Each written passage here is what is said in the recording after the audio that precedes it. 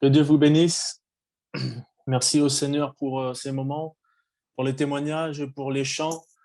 Et sans plus tarder, je vais vous inviter donc à courber les fronts un instant et on va prier le Seigneur, voilà, qu'il bénisse sa parole et ses instants. Seigneur, nous te bénissons parce que tu es là, parce que ta parole, elle est la vérité et parce que tu es celui qui veut parler au cœur, Seigneur. Merci de te révéler ce soir. Merci de convaincre par ton esprit des péchés, de jugement, de justice. Merci, Seigneur, de révéler ton amour. Merci de parler au cœur. Bénis ta parole, bénis ces instants et que la puissance de ton esprit soit à l'œuvre dans les cœurs et dans les vies et sur les corps, Seigneur, que ton nom soit béni. Amen. Amen. J'aimerais lire avec vous ce soir un texte de l'Écriture qui se trouve dans Luc chapitre 23, parole de vie, si c'est possible, Didier. Chapitre 23, versets 26 à 31. Donc voici ce que nous dit la parole de Dieu. Les soldats emmènent Jésus. Ils rencontrent Simon, un homme de Cyrène qui revient des champs. Il l'oblige à mettre la croix sur son dos pour qu'il la porte derrière Jésus. Une grande foule suit Jésus. Des femmes pleurent et sont dans le deuil à cause de lui. Et Jésus se retourne vers elles et leur dit, Femmes de Jérusalem, ne pleurez pas à cause de moi. Au contraire, pleurez à cause de vous et de vos enfants. Oui, le moment va venir où on dira, elles sont heureuses les femmes qui ne peuvent pas avoir d'enfants, celles qui n'en ont jamais eu et qui n'ont pas allaité des bébés. Alors les gens se mettront à dire aux montagnes, tombez sur nous, et aux collines, cachez-nous. En effet, si on fait du mal à l'arbre vert, qu'est-ce qu'on fera donc à l'arbre mort? Amen. Nous sommes donc à un moment particulier. Jésus, notamment dans ces détails, est mentionné. Jésus doit porter sa croix. Il est aidé par un homme qui s'appelle Cyrène. On est vraiment dans les derniers instants de Jésus. Avant sa crucifixion, Jésus a déjà été humilié, il a déjà été battu. J'allais dire, sa santé physique est fortement impactée, il est fatigué, il est épuisé. Il a aussi lutté, je dirais, spirituellement. Il a mis toutes ses forces dans le jardin de Gethsémane afin de ne pas faire sa volonté, mais de se plier pleinement à la volonté du Père. Jésus est à un point culminant où il est à bout de force et pourtant, il va se diriger vers le mont Golgotha, là où il va être élevé sur cette colline et il va être crucifié. Et pourtant, dans un moment aussi fatidique, dans un moment aussi particulier, voici que Jésus-Christ ne s'apitoie pas sur son sort. Jésus-Christ a un autre regard. Jésus-Christ a quelque chose de plus grand dans son cœur et dans ses pensées. Il s'agit de Jérusalem, il s'agit encore de toi, il s'agit de moi, il s'agit de toutes les personnes qu'il va sauver lorsqu'il prononcera ces paroles, tout est accompli. Voici donc quelles sont les pensées qui animent le cœur de Jésus. Il ne regarde plus ses souffrances, il ne regarde pas ses douleurs, il ne regarde pas sa fatigue, mais Jésus a les yeux fixés sur toi, a les yeux fixés sur moi, a les yeux fixés sur chacun d'entre nous, alléluia. Et il est celui qui va donner encore ses dernières forces, ses derniers instants pour arriver sur le mont Golgotha. Et lorsque je lisais ces textes, je me suis dit, mais Jésus a raison finalement. Parce que le message de l'évangile, ce n'est pas un message pour nous lamenter sur la mort de Jésus-Christ au final. Quand même, elle peut nous émouvoir, elle peut nous sensibiliser et nous avons des émotions. Mais nous ne sommes pas là comme ces femmes à nous lamenter sur le sort de Jésus-Christ. Le message de l'évangile a pour vocation de nous amener à réfléchir, à rentrer au-dedans de nous-mêmes et à pleurer finalement sur notre sort et sur notre état afin de pouvoir invoquer la grâce de Dieu. Et je pense que toute la différence entre la religion qui finalement on va pleurer sur la mort de Jésus-Christ, on va sacraliser ce moment, on va immortaliser ce moment-là et on va rendre ce moment très émotionnel. On va pleurer sur la mort de Jésus, alors que Jésus-Christ nous appelle à pleurer sur notre sort. Jésus-Christ nous appelle à rentrer au-dedans de nous-mêmes et à réaliser finalement que si lui, il en est là, c'est à cause de nous. Et s'il en est là, c'est parce qu'il a aussi choisi ce moment-là. Il a décidé de passer par ce chemin. Il a décidé d'endurer cette souffrance. Il a décidé d'endurer ce calvaire, tout simplement. Tout simplement. Il porte la croix, il est affaibli, Et dans son amour encore, il interpelle. Dans ce passage, Jésus-Christ nous montre tout son amour et il est rempli de pitié. Jésus va se retourner vers ces femmes qui pleurent. Femmes de Jérusalem, ne pleurez pas à cause de moi, pleurez sur vous. Le message de l'Évangile nous appelle donc à rentrer au-dedans de nous-mêmes. Et le message de ce soir, bien que je vais pouvoir aborder la croix, je vais pouvoir aborder, j'allais dire, la raison de la croix, la raison de la crucifixion de Jésus-Christ. Le message de l'Évangile t'appelle ce soir à avoir un cœur disposé afin de réaliser mais que c'est à cause de toi que Jésus-Christ est allé sur la croix du Calvaire. Dans Osée chapitre 10, verset 8, il est dit « L'épine et la ronce se croîtront sur leur autel ». L'image de la désolation. L'épine et la ronce, finalement, c'est l'état sauvage, c'est l'aspect sauvage qui va reprendre ses droits. Alors que tout, on a construit, l'homme a tendance à construire, à bâtir, à entretenir. Et voici qu'une fois que les choses sont abandonnées, les choses sont vouées à l'abandon, voici que l'état sauvage va se remanifester, va reprendre ses droits. L'épine et la ronce vont croître sur les autels. Et dans la parole de Dieu, nous savons combien l'autel est symbolique. L'autel est le symbole du sacrifice, c'est le symbole de la communion. L'épine et la ronce vont croître sur les autels. Ils diront aux montagnes, couvrez-nous, et aux collines, tombez sur nous. Dans Apocalypse chapitre 6, verset 16, il s'agit encore de ce texte encore où les grands de la terre, voyant le jugement de Dieu qui va s'abattre sur les nations, ils vont dire, collines, tombez sur nous, et montagnes, tombez sur nous, couvrez nos têtes, et collines, tombez sur nous. Je crois qu'il est important de réaliser que devant la mort de Jésus-Christ et devant son sacrifice, Jésus-Christ, je le dirais même avec ses bras, est en train de nous couvrir afin de nous épargner le temps du jugement de Dieu. Viendra un moment où Jésus-Christ va revenir et à ce moment précis, lorsque Jésus va revenir, le temps de la grâce, comme dit la parole de Dieu, nous l'avons chanté, la fenêtre qui est ouverte va se fermer lorsque Jésus va revenir. Et à ce moment précis, la parole de Dieu nous dit que lors du retour de Jésus-Christ, 7 sceaux vont s'ouvrir et va s'abattre alors un déferlement sur la terre de jugement, un déferlement de violence, un déferlement de terreur et d'effroi. Et face à tout cela, les hommes vont préférer, vont demander à ce que les montagnes vont les cacher, les protéger, parce que ça va être des temps d'effroi et des temps terribles. Et je crois que Jésus-Christ ici est celui qui va interpeller ces femmes et aussi ce peuple, cette foule qui suit cet épisode. Ne réalisez-vous pas que finalement, ce que je suis en train de vivre pour vous, c'est afin de vous épargner ces moments-là? Parce que viendra un moment, il va y avoir le jugement de Dieu. Heureux les mamelles qui n'ont point allaité, dira Jésus-Christ. Et je ne comprenais pas, mais finalement, je comprends, oui. Heureux finalement, celles et ceux qui vont échapper au jugement de Dieu.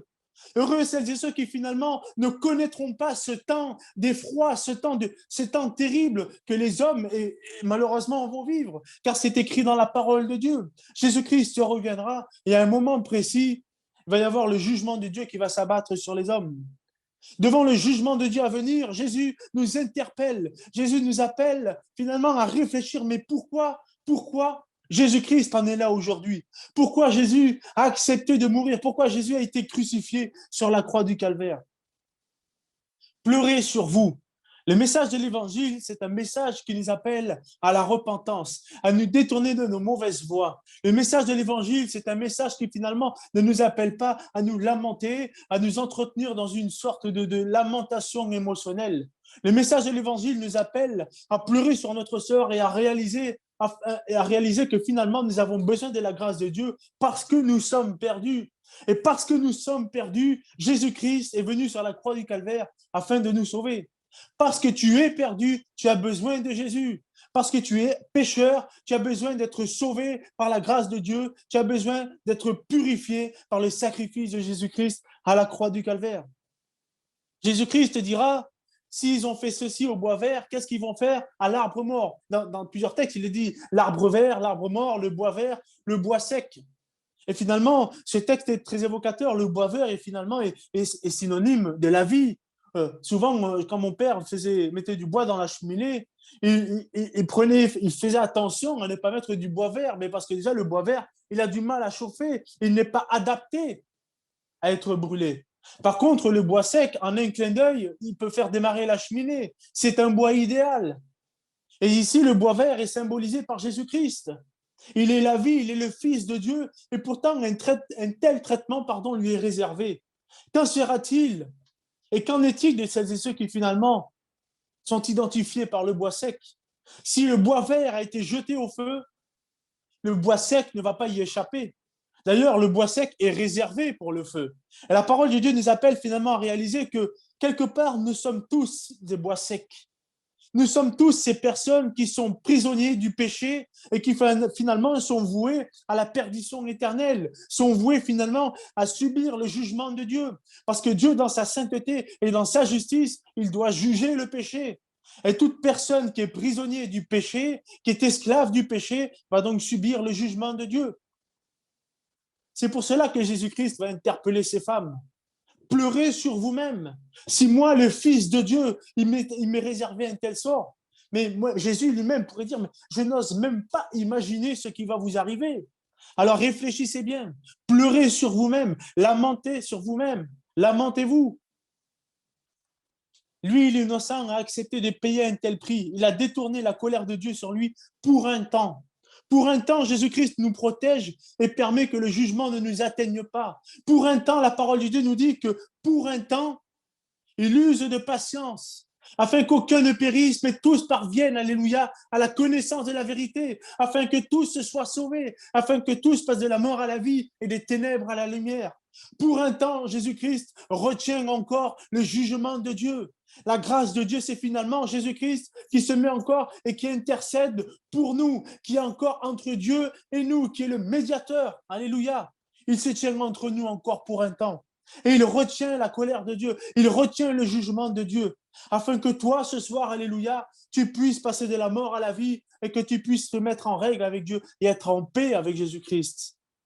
Pardon, être en paix avec Dieu le Père au travers de Jésus-Christ. Amen. Parce que c'est Jésus-Christ qui nous sauve, comme nous dit la parole de Dieu. Il n'y a de salut en aucun autre. Le bois vert est utile, il est robuste, et il a encore de la sève en lui, tandis que le bois sec, il est fragile, il est inutile, il est voué au feu. Dans la parole de Dieu, dans Galates chapitre 3, verset 13, il est dit, Christ nous a rachetés de la malédiction de la loi, étant devenu malédiction, car il est écrit, maudit est quiconque est pendu au bois. La parole de Dieu relate ce verset. D'ailleurs, si on lit la Bible dans plusieurs traductions, dans des Bibles d'études avec des commentaires, souvent dans les évangiles, il y a des titres pour séparer chaque récit. Et ici, ce récit commence par Jésus qui porte la croix qui est faite de bois et qui justement termine par une question afin de nous interpeller où il parle du bois vert et du bois sec. Et je crois vraiment qu'il y a ici vraiment un accent particulier de la part de Dieu qui est voulu par Dieu lui-même afin de nous interpeller. Il y a le bois vert, Jésus-Christ. Le bois sec, c'est finalement les hommes qui finalement sont tenus par le péché, qui sont déjà condamnés. Et il y a le bois de la croix qui intervient entre les deux, alléluia, afin de nous faire passer du bois sec au bois vert, alléluia. Christ, alléluia, a donné sa vie sur la croix, une croix qui a été faite de bois, une croix en bois qui a été portée par lui et il a été aidé par un homme qui s'appelle Cyrène. Jésus a accepté de porter nos péchés sur la croix du calvaire. Jésus a accepté finalement d'incarner, je dirais, Jésus-Christ a incarné l'homme dans sa faiblesse, mais il est resté Dieu, alléluia, dans sa souveraineté, dans sa puissance. Alléluia. La parole de Dieu nous dit que Christ a été fait péché pour nous, afin de clouer le corps du péché à la croix, afin de finalement de pouvoir nous délivrer de la mort à venir. Dans 1 Pierre chapitre 2, verset 24, il est dit, lui qui a porté lui-même nos péchés en son corps, à l'intérieur de lui, sur le bois, afin que, mort au péché, nous vivions pour la justice. Amen. Christ a accepté de mourir sur la croix du calvaire, afin de nous délivrer de notre nature charnelle, afin de nous délivrer de notre nature qui finalement est prisonnière du péché. Jésus-Christ a accepté d'être fait péché pour toi, pour moi, pour chacun d'entre nous, pour chaque homme, chaque femme, pour ces femmes qui se lamentaient à ce moment précis, et pour cette foule qui suivait cet épisode. Jésus-Christ a accepté d'aller jusqu'à la croix du calvaire. La croix, c'est le chemin indispensable pour aller au ciel. Jésus a dit lui-même, je suis le chemin, la vérité et la vie. Et lorsque nous décidons de suivre Jésus, si nous suivons son parcours, nous sommes obligés de passer par la croix. D'ailleurs, il dira lui-même, celui qui veut me suivre, prenne sa croix et me suive. Christ nous appelle d'une manière ou d'une autre à passer par la croix. Christ nous appelle à la croix. Ça a été chanté. Si je me souviens bien, les paroles, il dit de la croix, de ta voix, tu nous appelles à la croix. Amen. Christ t'appelle encore ce soir. Il t'appelle, il te dit, regarde dedans de toi et regarde ce que j'ai accompli à la croix. Ne pleure pas seulement sur mon sort. C'est vrai que tu peux partager quelque part la souffrance de Christ. Alléluia. Parce que pourquoi? Parce qu'il a été mis dans le corps d'homme. Il a partagé notre faiblesse. Alors toi aussi, tu peux partager un instant le sort de Jésus-Christ et réaliser la souffrance qu'il a endurée. Mais Christ t'appelle surtout à regarder ce qu'il a accompli au travers de la croix. Et ce qu'il a accompli pour toi, alléluia, afin que tu sois sauvé, afin que tu sois délivré, afin que tu sois pardonné, afin que tu sois purifié, alléluia. Jésus-Christ a donné son amour, a donné sa vie, pardon, pour toi. Car Dieu a tant aimé le monde qu'il a donné son amour. Jésus-Christ n'est pas allé à la croix par amour, ou du moins n'est pas allé à la croix seulement par amour. Jésus-Christ est allé à la croix pour expier nos péchés. Jésus-Christ est allé à la croix afin de nous purifier de tout péché, afin finalement de recevoir le jugement de Dieu, parce qu'il fallait que le péché soit jugé. Donc Jésus-Christ qui a pris le péché sur lui a donc été jugé avec le péché, afin que le péché soit cloué à la bois, au bois de la croix, pardon.